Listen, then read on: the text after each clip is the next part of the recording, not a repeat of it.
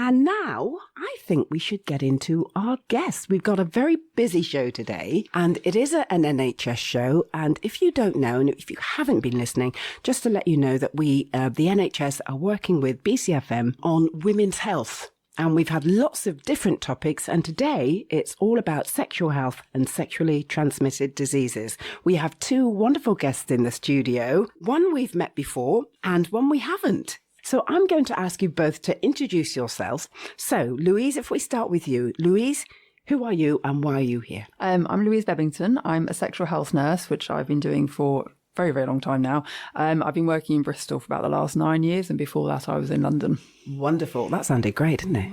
Yeah. Right. Tidrah, it's your turn. Nice. My name is Tidrah. I work for an organisation called Common Ambition Bristol. And the work that we do is within African and Caribbean heritage communities, trying to improve sexual health, raise awareness of HIV, and encourage people to get testing. And that's all in response to the health disparities that African and Caribbean heritage communities are experiencing. That sounded great too. Wonderful. Thank you very much. Great. Okay, so let's kick off with this. When we had a little chat this morning, the Real Women and yourself, Lou, actually, we said we always have these conversations and they're very, very organic. So we know the topic, but they kind of go in different directions sometimes.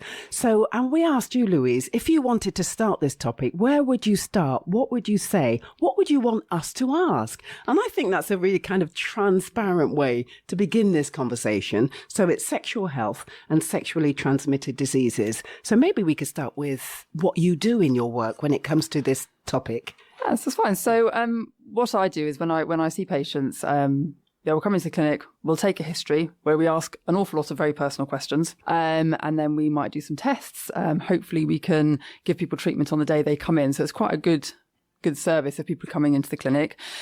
I think what I want people to know about sexual health is that it feels like a really scary subject. And I know when people come into the service, people are really worried, they're really scared. They don't know what's going to happen necessarily. And I just wish it was a subject that felt a bit more that people could talk about it. They felt a bit more comfortable and they felt a bit more safe kind of having these discussions. That's sort of one of the things that I would like to highlight. Yeah. So first of all, people have to come into... Not necessarily. Okay. So the work that I do, I will be seeing people face to face. Most places around the country now will do online testing. And within Bristol, North Somerset and South Gloucester, there's actually a new service called YUNO Sexual Health, which is mainly accessible via the website. So it's YUNO, so yunosexualhealth.co.uk.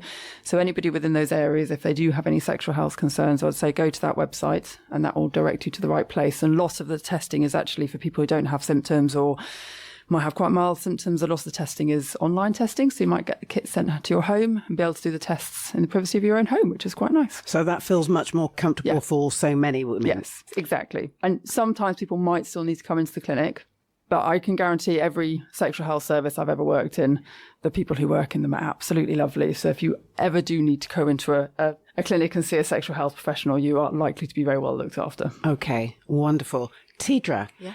In your work, tell me how that plays out. What does it look like? What does it feel like? Do you meet people? Do you encourage people to come to your centre? How does it work? Yeah, so a real mix. My work, my role is community engagement facilitator. So I kind of look after the outreach that we do and the community events that we go to alongside a team of volunteers. So that is the side where we're kind of out and we're in the community and speaking to people, raising awareness, giving out condoms and flyers.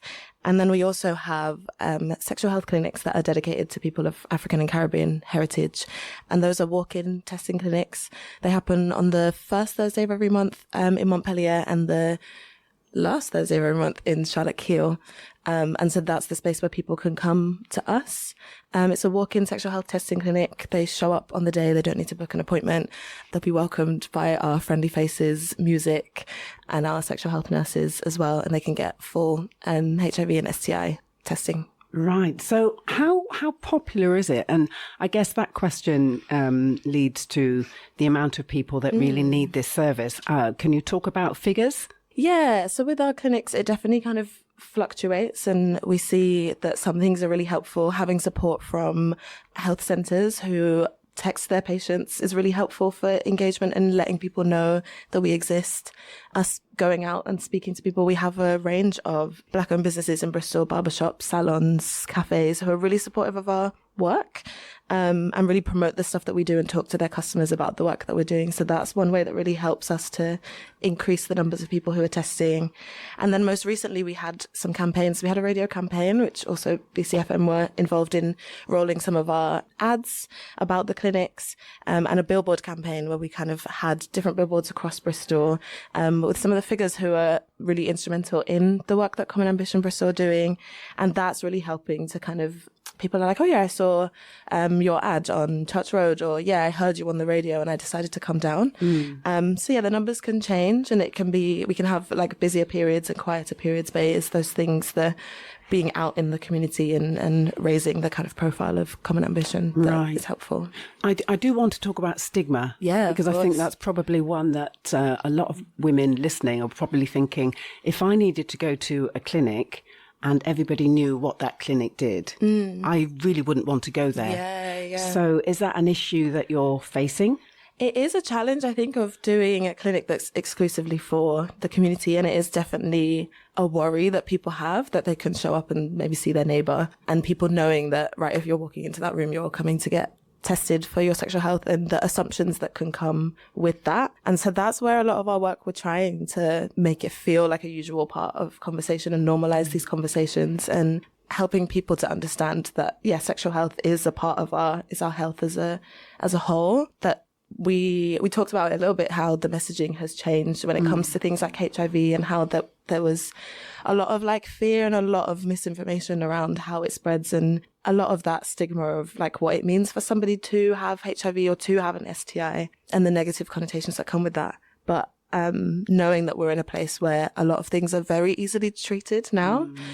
And so it is that, like, knowing what's happening with your body and knowing that you're seeing people who are able to support you with that, whether you kind of come back with negative tests or whether you have positive tests, that there's always going to be conversations that can be had, and it's not. So like with HIV, for example, a lot of people having that fear of it developing and them getting really ill and dying. And actually we're in a situation where the way that medication is, people can live with HIV and have kind of the regular life expectancy. So yeah, stigma absolutely is a thing. I'd also like to say as well, with the medications for HIV, as well as people living a lot, well, complete normal health, lifespan, if you are on medication and your viral load, so the amount of virus in your system, is what they qualify as being undetectable, it means you can't pass the virus on. So it's U equals U, undetectable equals untransmissible, which is a bit of a mouthful, but it's it's a really good thing. And I think it's something that's really important that people know, that actually having HIV, it's not a death sentence anymore by any stretch of the imagination. You can have families, you can have children, you can have sex, you can have unprotected sex if you're on medication, and you have an undetectable viral load. So things are very different. And what you've just said there is so vital, so important, but so incredible vital for people to actually latch onto, because the stigma is still there. Yeah. And so what can you do to prevent that stigma from growing?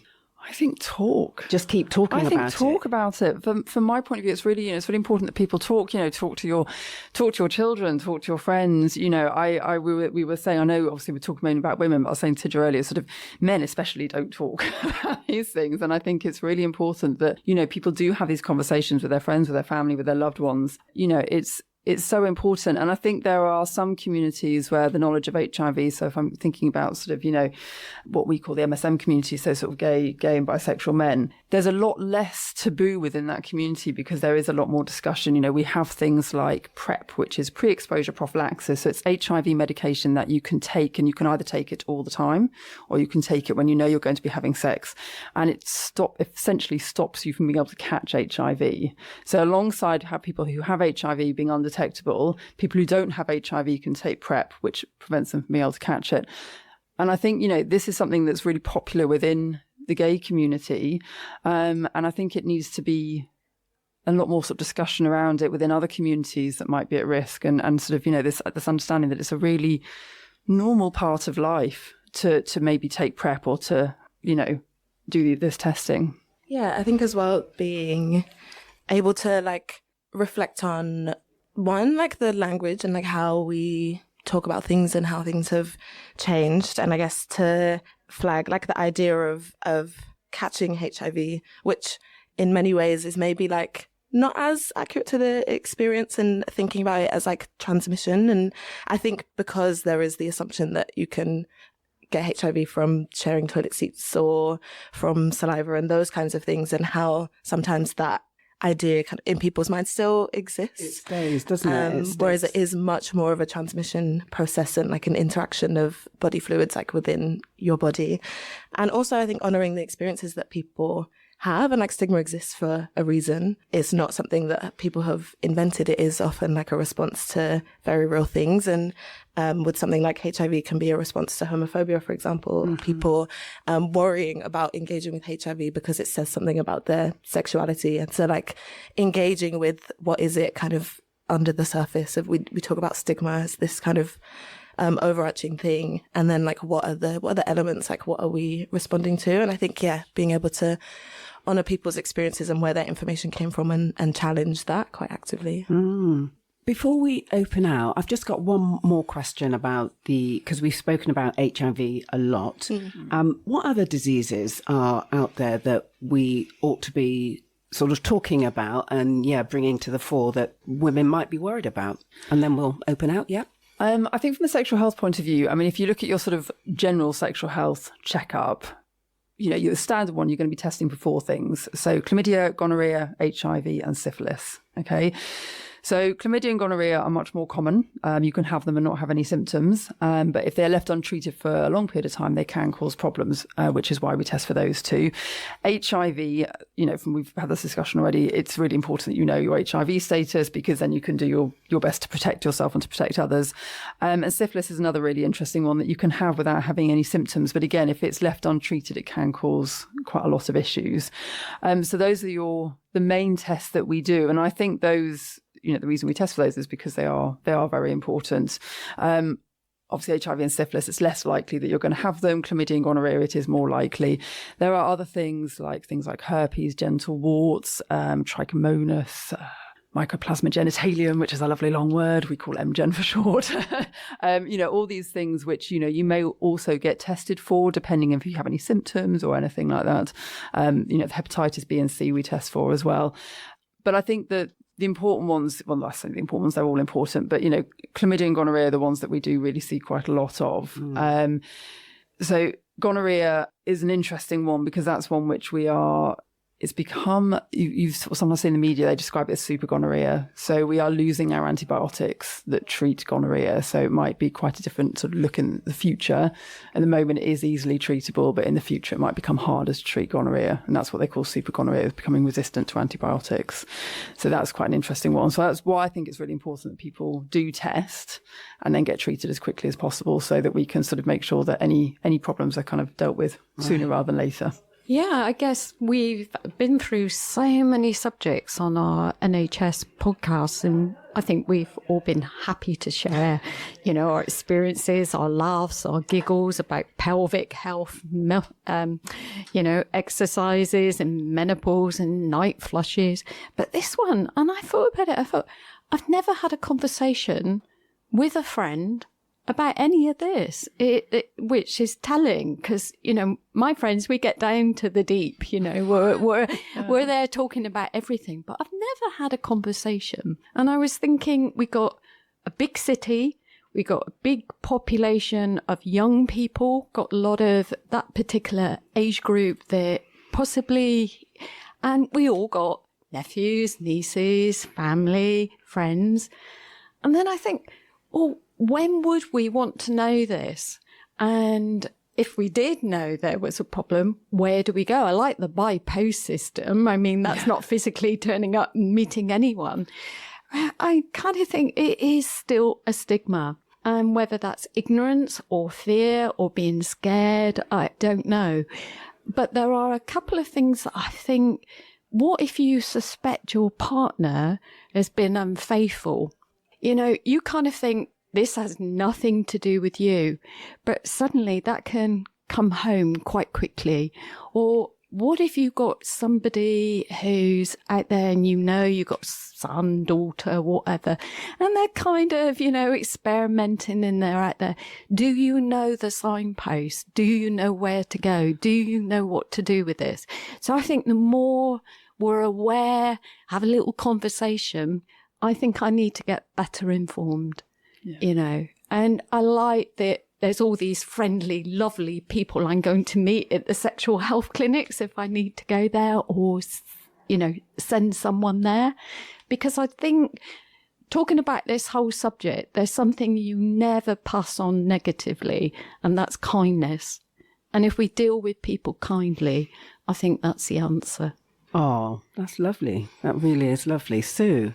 Right. Well, I've got a question for you. But first of all, I'm going to give you a little anecdote. So, about a year ago or so, I became very ill, really, like the start of a fever, bad fever. And urinating was extremely painful, like having needles put into my crutch. Honestly, it was awful.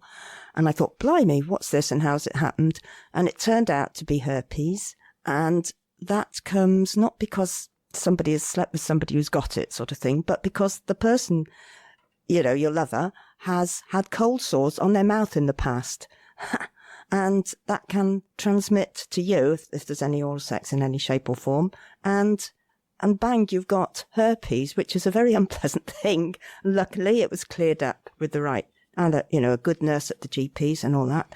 But that came as a bolt from the blue from me. I'd never had anything like that. So I was wondering, what symptoms do people come to you with, and what symptoms should they come to you with? And is it better, the sooner the better? I would always say that any symptoms that you're not sure about, definitely get them checked out. I think that's the most important thing. Any kind of, for women, the things that we're thinking about is any sort of pain in your lower tummy, strange discharge, pain urinating, sores, things like that. Anything, just get it checked out. And I mean, the best place to go at the moment is for this area is the YUNO website, but you can also speak to your GP as well. Yeah, and it can be quite scary and it can be quite worrying. And sometimes people don't know, and sometimes people are sort of, well, I'm not really sure, maybe I'll just leave it and maybe it'll go away. But I would always say, anything you're not sure about, sooner rather than later, definitely, get it checked. I'd like to talk about myths, because there may be loads of myths out there. Is it true that older women can be a high-risk group to catch STIs? I don't think older women are necessarily a higher risk group, but what I would say is that there is sort of more of a thing these days where older women are catching more STIs than perhaps they used to. What is it, because of liberation, or? I think it is. I think it's sort of, I think it's we appreciate that older women are a more sexual group. I think people are not necessarily staying in relationships or marriages where they aren't happy. So people are getting into new relationships and having sex. But the thing is, because obviously people are thinking, oh, I'm past the menopause, I don't need to worry about getting pregnant. So condoms are not necessarily being used. And that's perhaps why people are catching things. Tidrah? Yeah, and I was just going to add, you did say what was on my mind, but it's in the work that we do with Common Ambition Bristol and thinking particularly about HIV and currently with a lot of the new diagnoses being people over 50 and heterosexual people. And it is kind of similar to what you're saying. It's there are groups of people who the messages may be a bit more familiar and were really targeted in the messaging about HIV. And so if you don't fit into that group and you don't feel that that's applicable to you, then I think it is quite easy to kind of step away from the conversation. And so like trying to encourage people to continue talking about it and not just seeing it as a thing that exists within young people as well. I'd also like to say this is not a negative thing. I think, exploring your own sexuality throughout your entire life in a way that you're happy with is really, really important. So older women catching more STIs, not, as far as I'm concerned, a bad thing. I think it shows that people are sort of, enjoying their sex lives, which is really important. I think it's just generally, again, is this discussion and these talking about it and just the fact that, yes, you can still catch things, despite the fact you might not be at risk of pregnancy. So condoms are really important, and checkups. And I would always say to anyone at the start of a new relationship, both have a checkup, and then you kind of both know where you are. And that's a good thing to do.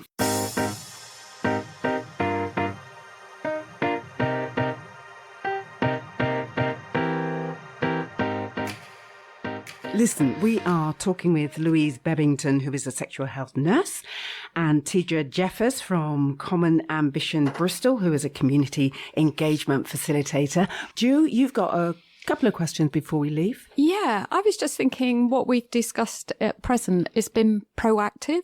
That so people are approaching you or you're approaching them. What if you find out by accident? So maybe you've gone for a smear test, or maybe you've had an unwelcome sexual encounter or something. So it's almost a byproduct. You know, are you contacting people to say, look, I'm really sorry you're in this situation, you've had this, but actually you've got this? How do you deal with that? Well, when you go for a smear test, they take a sort of sample of cells with a soft brush from your cervix, and what they test for is a virus called HPV, so human papillomavirus. And there are high-risk strains of HPV, which are one of the main reasons why you'd get cervical cancer, for example. But HPV is also the virus which is responsible for genital warts. So you'll get your letter from the after the smear test, and it might say, you know, you have HPV, and people have, I think, started to link this. So quite often I see people in the clinic and they will have genital warts, and they'll be like, oh my God, I'm going to get cancer. And I think this is one of the things that I link with this, is that in people's minds, these two things are connected. So what I would say is if you do have your smear test and you are told that you have HPV, it's not the same strain that causes genital warts. And likewise, if you're told you have genital warts, it's not the same strain as the virus, which is responsible for causing cervical cancer. So although you would get this result after having your smear test, and although HPV is sexually transmitted, it's not necessarily something that you sort of need to worry about from a sexual health point of view. It's a case of actually making sure that you go and get your follow-up tests. Don't panic too much, because if they've caught HPV, they're going to be able to stop it from going any further towards cervical cancer. So that's a really important thing. So again, it's not necessarily a bad thing. It's a thing, and it's something that we follow up and is sort of followed up. Thank you. Okay, so we've mentioned it before, but people can contact you, people can get involved, people can go online and get information. How would you say the best way to contact Common Ambition is? Yeah, so with Common Ambition Bristol, you can find us on Instagram and Facebook as Common Ambition Bristol. You can email us. We are a program that is kind of in partnership. So the organisation that leads on that is called Brigstow. So if you want to email us, it's cab, C-A-B, at brigstow.org. Brigstow is B-R-I-G-S-T-O-W-E. You can also go onto our website, which is Common Ambition Bristol, and contact us that way and find our information, or sign up to our newsletter. But please do approach us if we're out. Often when we're out, we're wearing our Common Ambition t-shirts. We're walking into barber shops. We're at community events. So if you do see us, please do come and talk to us. We love that. You're visible. Yes, Thank you. And Louise? So again, sexual health in Bristol, North Somerset and South Gloucestershire, go to the YUNO website. So YUNO. So this is the new service for these areas. It's kind of developing. So keep an eye on the website, but that's your first port of call. Wonderful. For everything to do with sexual health. Well, Louise Bebbington and Tidrah Jeffers, thank you so much, both of you, for coming in. It's been an absolutely fascinating conversation. We've learned a lot here in the studio, and I'm sure our listeners have learned a lot too. Thank you.